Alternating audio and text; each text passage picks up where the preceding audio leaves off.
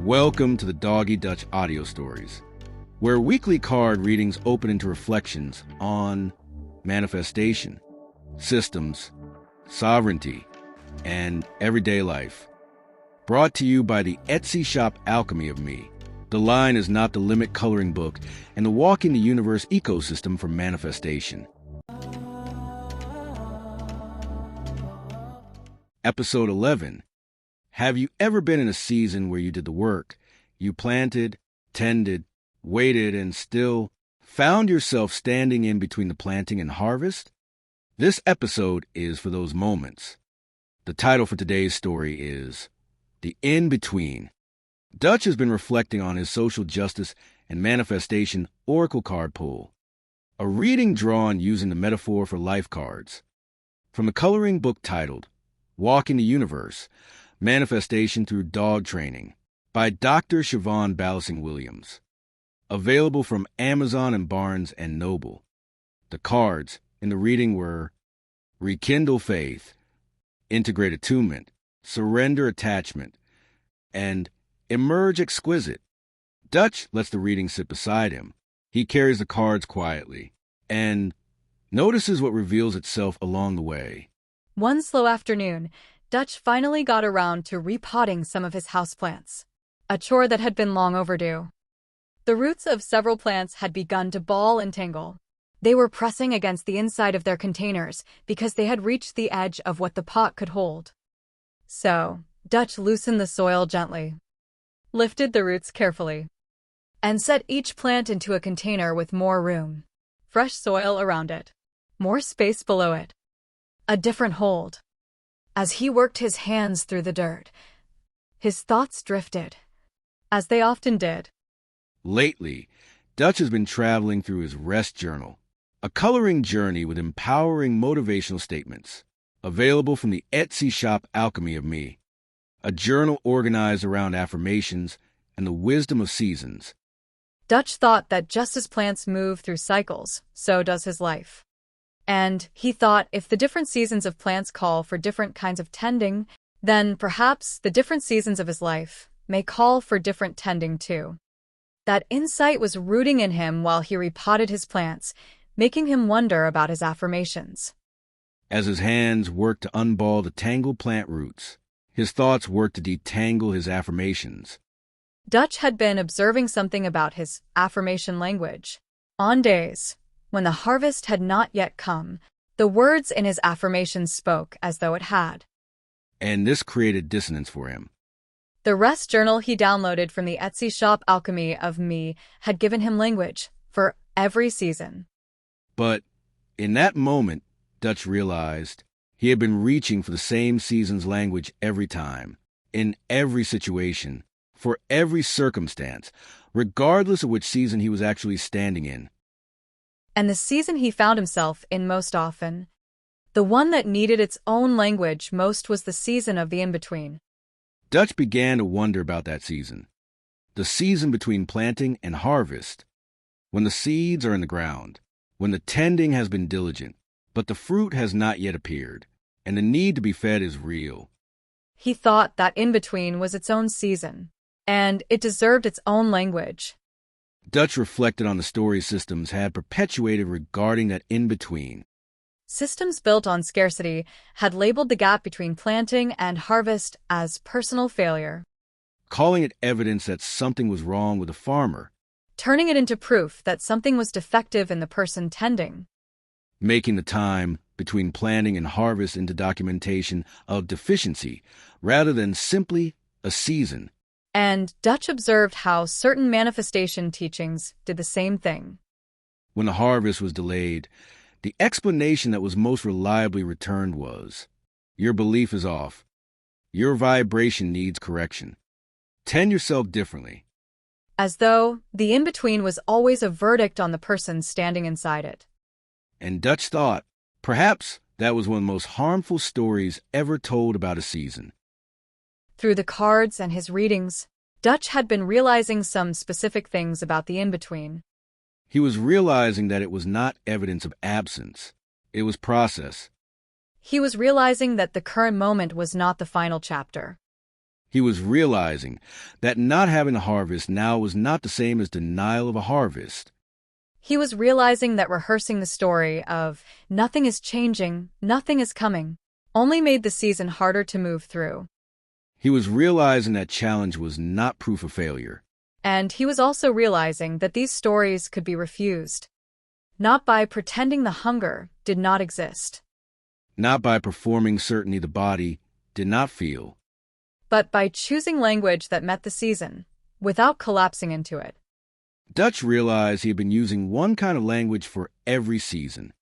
Declaration language, harvest language. Spring words, spoken in winter. Autumn words, spoken in summer. And that was where the rest journal seasons had become a map for Dutch, a way to choose language that met the season. He thought, a plant still in the growing season does not need the language of full bloom. It needs tending language. It needs patient and steadying language. So Dutch began to ask himself, what season am I actually in today? Am I in spring, when something new is beginning, when intention is forming but nothing is visible yet, when the ground feels fresh but uncertain? Or am I in summer, when the work is real but unconfirmed, when the harvest feels far, when pressure to see results is building? Or am I in autumn, when something finally arrives, when what was tended becomes visible, when the nervous system can finally rest into what is here? Or am I in winter, when it is time to be still, when what was harvested is being integrated, when the body needs restoration before the next beginning? For each season, Dutch began to find language that could meet him there. He thought again about spring, when intention is fresh, when something new is beginning, when everything is preparation and possibility. In that season, the words that fit were seeding words, like, I am the seed. I am readiness.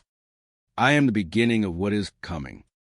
Spring language, he thought, plants without demanding immediate proof. Then he thought about the season after spring. He thought about summer. The season of in-between. The season Dutch had been living in. The season he felt he lived in most. And that season deserved its own language. Because summer is when the harvest is not yet visible, when the tending is faithful, but the fruit has not appeared. System said, this gap means something about you, that because the harvest is not here yet, something must be wrong with you, with how you have tended. It is personal flaw. And some spiritual practices like manifestation teachings echo this through dogma like, adjust yourself, align better, believe harder, as though the gap itself is evidence of failure. But Dutch was learning to refuse that story. Summer is a season that asks a great deal from him. It asks him to keep tending without proof, to keep watering what cannot yet be seen. It asks for faith from him. But summer is not failure. Summer is a season of process. And so summer, he thought, deserves language that honors the tending, not language that demands the harvest. So for summer, the days of in-between when the harvest feels far and his nervous system is humming, the kind of words that feel fitting are words for waiting. Words like, I am in season. I am the tending. I am patience. I attune to what is moving quietly beneath the surface. What belongs with me is not lost because it is not yet visible. Current evidence is not final conclusion. Delay is not denial. I respond from a version of me that expects a harvest, without pretending the hunger does not exist. Dutch thought, summer language tends without demanding proof of harvest. Then he thought about the season after summer. He thought about autumn, and it occurred to him as interesting that the season of in-between is followed by the season of harvest. And he thought about how harvest season is when what was planted becomes visible. When the work that could not be seen finally shows itself. When declaration language finally has ground to stand on. For autumn, he thought, the words that fit were words of bloom. Words like, I am supply. I am abundance. I am wealth. Autumn language, he thought, receives without apology, because it is a season when the harvest is here. And finally, he thought about the season after autumn. He thought about winter, the season of rest and preparation. When the field lies quiet. When what was harvested is stored and held. When pruning happens, so that spring can begin again with stronger roots. Dutch knew that for some, winter did not feel like rest. For some, the quiet of a field could feel like void. Like waiting for something to run out. He knew it could feel like emptiness rather than rest. Still, even then, Dutch was aware that his language could reject collapse. And Dutch thought the kind of winter words that would refuse collapse were steadying words. Words like, I am renewal. I am the wisdom of what I have grown. I am rest. I am the I am, even in the quiet. The field being still does not mean the field is finished. I am endurance. Winter language, he thought, does not demand more growth. It holds what is, and refuses to call the quiet an ending. Dutch wiggled his fingers in the soil for a few seconds, and he took a deep breath in. As he inhaled, he thought about summer and winter side by side. He thought about how both were hard in their own way. Summer's hardness was invisible. It was the pressure of tending what could not yet be seen. And it was refusing certainty the body did not feel. Winter's hardness was visible in the silence of the field. That quiet, evoking fear that was historic. Inherited. And socialized. Fear that said, stillness meant finished. That rest was risk. Dutch thought winter is a hard season, but not in the same way as summer. Winter is not the same as being in between. He thought about how winter's quiet field is different to summer's season of waiting. And he thought about how winter follows the season of harvest. Winter follows autumn. Winter does not precede autumn. Summer does. But what winter does precede is spring, the season of planting. Dutch took another deep breath and paused for another moment, letting his hands in the soil orient him. Winter and summer, different seasons, he thought. Different kinds of hard. Each deserving their own language. Both deserving more than collapse. With that thought in mind, Dutch pressed a lasso of soil around the final plant and watered it lightly. Not too much, just enough. And he reminded himself that care works by season. He thought, perhaps that was what the reading had been pointing toward all along. To rekindling faith, not by forcing harvest language before the season was ready, but by trusting that roots count even when fruit has not appeared. To integrating attunement, by listening for which season the body was actually standing within, and choosing language that could meet it there. To surrendering attachment to the harvest as the only proof that the planting mattered. While also surrendering attachment to the fear that the quiet of winter meant the field was finished. And to emerging exquisite, one season at a time. One affirmation at a time. One sentence at a time. Dutch looked at his newly repotted plants. Each one in fresh soil.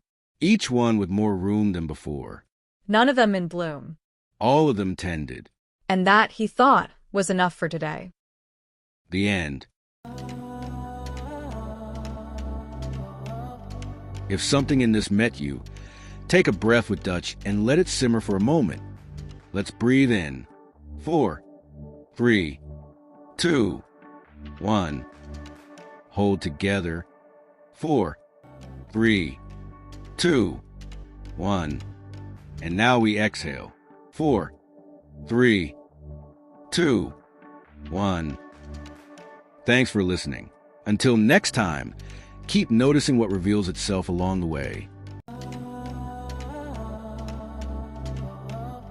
And remember, if you would like to perform your own readings, the A Metaphor for Life Oracle cards are available for print and immediate download from the Etsy shop, Alchemy of Me.